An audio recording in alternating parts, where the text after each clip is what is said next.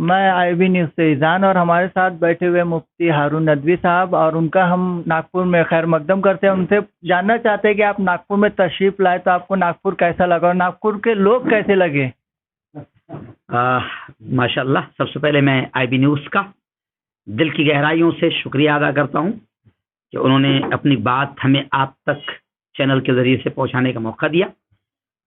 पहले ही सवाल इन्होंने किया कि नागपुर कैसे लगा और नागपुर वाले कैसे लगे, तो मैंने बयान ही में बड़ी खुशी का इजहार करते हुए कहा कि नागपुर में यकीनन मुझे बहुत अच्छा माहौल लगा। आज जुमा में भी ये बोला कि क्यों उदास फिरते हो, रहमतें बुलाती हैं,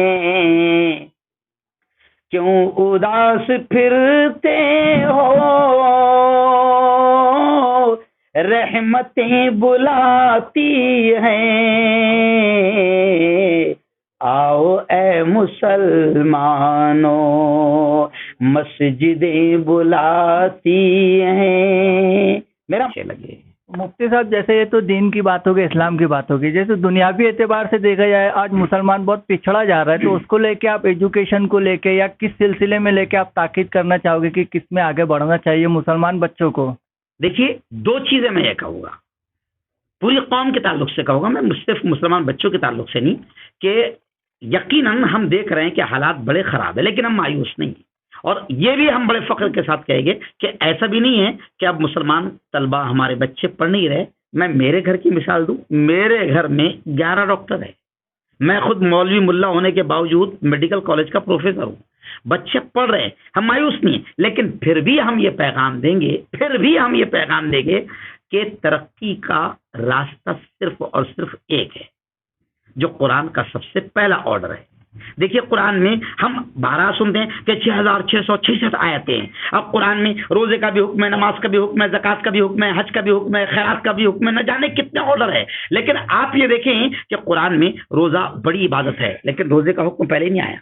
हज बड़ी इबादत है, लेकिन हज का हुक्म पहले नहीं आया। नमाज बड़ी इबादत है, नमाज का हुक्म पहले नहीं आया। कुरान में सबसे पहले हुक्म आया इक़रा, और इक़रा के माने हैं शिका, तालीम हासिल करो, पढ़ो। तो जब अल्लाह ने सबसे पहले पढ़ने का हुक्म दे दिया, तो ये इस बात की जमानत है और सबूत है कि अगर आगे बढ़ना है तो तालीम को ही इख्तियार करना पड़ेगा। बल्कि मैं अक्सर तालीम की अहमियत पर एक शेर कहता हूं कि जिंदगी मांगो किसी से ना मोहब्बत मांगो, तख्त मांगो ना कोई ताजो हुकूमत मांगो, झूठी दुनिया है ये दुनिया की ना शोहरत मांगो, सिर्फ अल्लाह से तुम इल्म की दौलत मांगो। और इसलिए इल्म मांगो कि इल्म इंसान की औकात बढ़ा देता है, इल्म सोई हुई तकदीर जगा देता है, और इल्म सीखोगे तो तकदीर संवर जाएगी, जिंदगी वरना अंधेरों में गुजर जाएगी। तो मैं मेरी कौम के नौनिहालों को, मेरी कौम के बच्चों को ये पैगाम दूंगा कि तालीम की तरफ बढ़ें, और माँ बाप को ये पैगाम दूंगा कि एक वक्त भूखा रहना पड़े चलेगा, मगर अपने बच्चों की आला तालीम की फीस का इंतजाम करें, उनको दुनिया की भी आला तालीम दे और दीन की भी आला तालीम दे।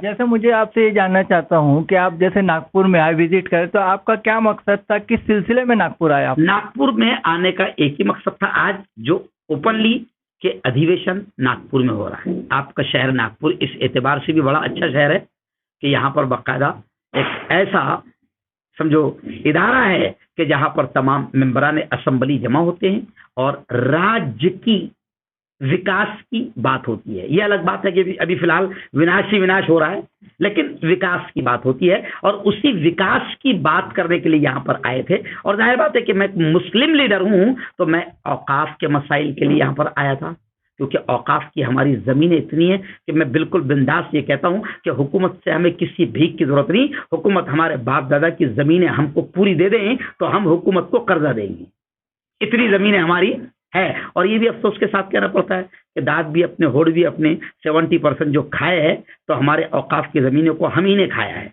मुस्लिम नेताओं ने या जिनको जिम्मेदार बनाया गया उन्होंने खाया है। तो औकाफ की बात में करने यहाँ पर आया था। और दूसरी बात, मुसलमानों के जो मसाइल है, अल्पसंख्यक के माइनॉरिटी के जो मसाइल है, उन मसाइल को लेकर मैं यहाँ पर आया था। और तीसरी बात ये कि वॉइस ऑफ मीडिया जो भारत के पत्रकारों की सबसे बड़ी नंबर 1 की संगठन है, उसका मुझे राष्ट्रीय अध्यक्ष मेरे हिंदू भाइयों ने बनाया।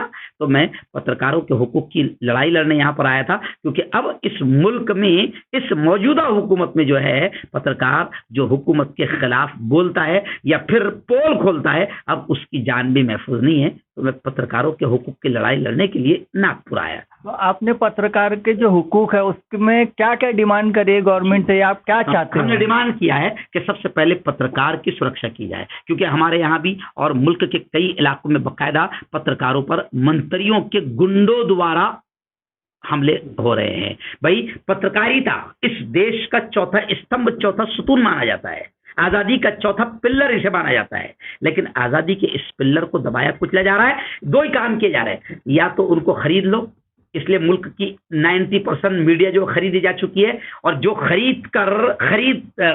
जो बिक कर जाकर उनकी गोद में बैठ गए तो उसको कहते हैं गोदी मीडिया। अच्छा, गोदी मीडिया कौन कौन है? अब दिखाने की जरूरत नहीं, छुपाने की जरूरत नहीं, गूगल पर आप सिर्फ इतना लिखो गोदी मीडिया तो सबके नापाक चेहरे सामने आ जाएंगे, समझ रहे? तो गोदी मीडिया हो रहे, या डर का, या तो गोद में आके बैठ जा रहे, या फिर वो लोग जैसे रविश कुमार की जिंदा मिसाल है, वो लोग जो उनके चैनलों पर बैठकर दबंग अंदाज में बोलना चाहते थे तो उनको निकाल दिया जा रहा है। फिर वो हमारे जैसा, अब रविश कुमार जैसा आदमी भी यूट्यूब पर आ गए और अपना चैनल कहाँ चला रहा है?